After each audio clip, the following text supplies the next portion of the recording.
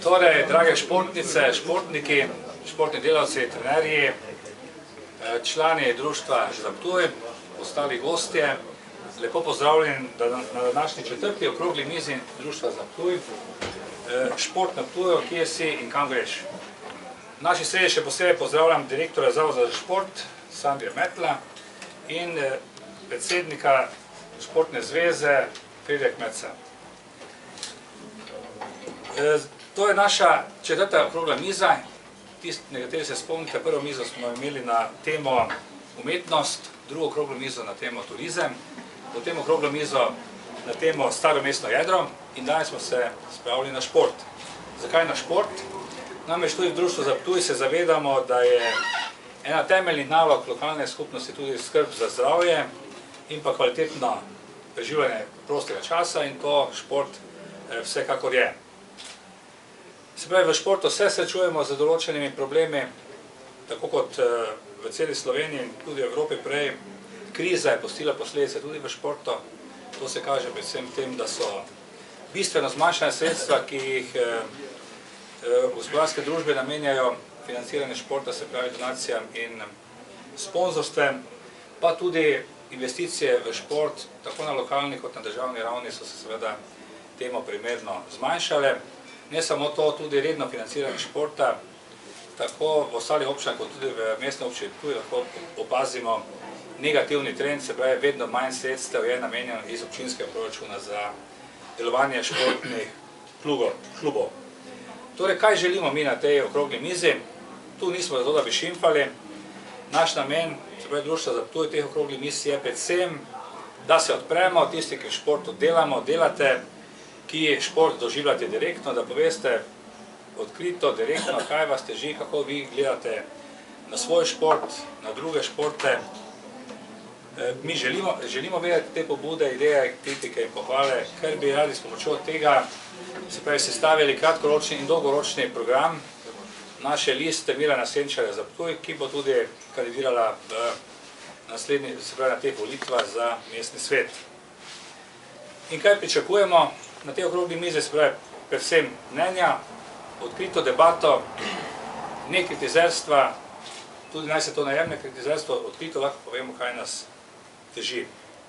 Zdaj, v teh razgovorih, ki sem jih že imel, sem lahko zasledil, da pač mnogo športnih delavcev in športnih trenerjev je navedlo, da se jim zdi pač, da en šport na Ptuju favoriziran, to je nogomet.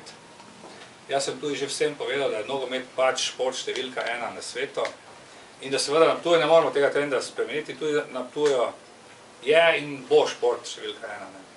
Seveda je trenutno v krizi, pač vemo zakaj, se pravi nogometni klub Drava je šel v stečaj, zdaj se ponovno postavlja in pomembno je, nogomet je pomembno na Ptuju, ogromno mladih tu deluje in nogomet pa seveda obstaja tudi naprej. Treba se zavedati, da lokalna skupnost seveda ne more priskrbeti dovolj sredstev, da bi lahko bila nogometna ekipa v prvi ligi, lahko pa poskrbi in mora poskrbeti toliko sredstev in toliko, se pravi, infrastrukture, ki je potrebna, da vzdržuje, se pravi, nižje selekcije. Prve ekipe pa se morajo poiskati sredstva tudi in predvsem na trgu. Se pravi, to so cilji današnje okrogle mize o športu. Pogovor o športu bo vodil Robi Avševec. On je trenutno vodja ali pa direktor slovenske podružnice avstrijske fitness verige FitIn. Drugače pa je bil predtem tudi dolgo leta športni delavec, tudi nekaj časa, kar nekaj let je delal tudi na Zavodu za šport, tako da to problematiko pozna, prihaja od zunaj, zdaj trenutno fitnesse imate v Mariboru in Ljubljani. Tako da njega smo izbrali namenoma, da pride od zunaj, pogleda, se pravi neobremenjen z temi ptujskimi razmerami in tako bo tudi vodil ta pogovor. Izvolite. Dober dan tudi v mojem imenu. Miran je že kar nekaj zadev povedal. Že samo ime šport na Ptuju, kje si in kam greš, pove, kaj danes želimo. Želimo ugotoviti, kje klubi trenutno so, da klubi povejo, kako je stanje, kje so težave, s čim se soočajo. In da potem vse te zgodbe, ki bomo se potem skupaj zbrali, predstavljajo neko osnovo, na podlagi katere lahko potem se pripravi vizija, kam želimo iti. Šport v mestni občini Ptuj trenutno nima neke dolgoročne strategije in glede na situacijo, kakšna je, vsi vemo, da je šport vedno bolj odvisen od javnih sredstev. Kriza, ki je pač prišla, je prinesla tudi to, da podjetja vedno manj vlagajo v šport in zato je seveda potrebno čim bolj transparentno, čim bolj optimalno sredstva, ki so na voljo, nameniti športu, da dosežemo maksimalne cilje. Ta strategija, ki bi jo želeli pripraviti, bi naj bila na dolgi rok. Mi si predstavljamo, da bi to bilo obdobje od 2015 do 2020. Se pravi, naredili bi en presek trenutnega stanja, potem določili cilje, kam šport na Ptuju želi iti, določili prioritete in pa seveda vmes, z katerimi ukrepi, aktivnostmi želimo tja priti. Večina mestnih občin v Sloveniji to strategijo tudi ima in prav je tudi, da jo šport na Ptuju dobi in verjamem, da si tudi zasluži. Edini dokument trenutno, ki kot strateški dokument v mestni občini Ptuj je letni program športa, ki ga pripravi strokovno osebje Zavoda za šport. Potrjen je na mestni občini Ptuj, v mestnem svetu. Sam sem izpisal od leta 2011 do 2014 tudi sredstva, ki se namenjajo klubom preko javnega razpisa. Te sredstev, ki se namenjajo športu, je sicer nekaj precej več, zdaj me direktor pripravi, mislim, da nekaj čez 800 000 v letnem programu športa, ampak sredstva, ki so pa namenjena preko dotacij klubom, je pa v tem letu bilo 175 000. Je pa opazič pač trend od leta 2011, je recimo bil ta znesek nekaj čez 200 000, potem je padlo na 195 in zdaj je 2 leti že na 175 000.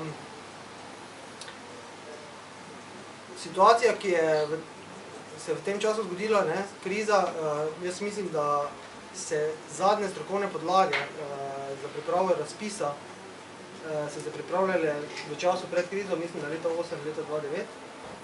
In mogoče bi tudi na tem področju mogli kaj narediti, se pravi prilagoditi situaciji, ki je na trgu, katero občutijo močno tudi zagotovo klubi, ta pravilnik, po katerem se sredstva potem klubom delijo.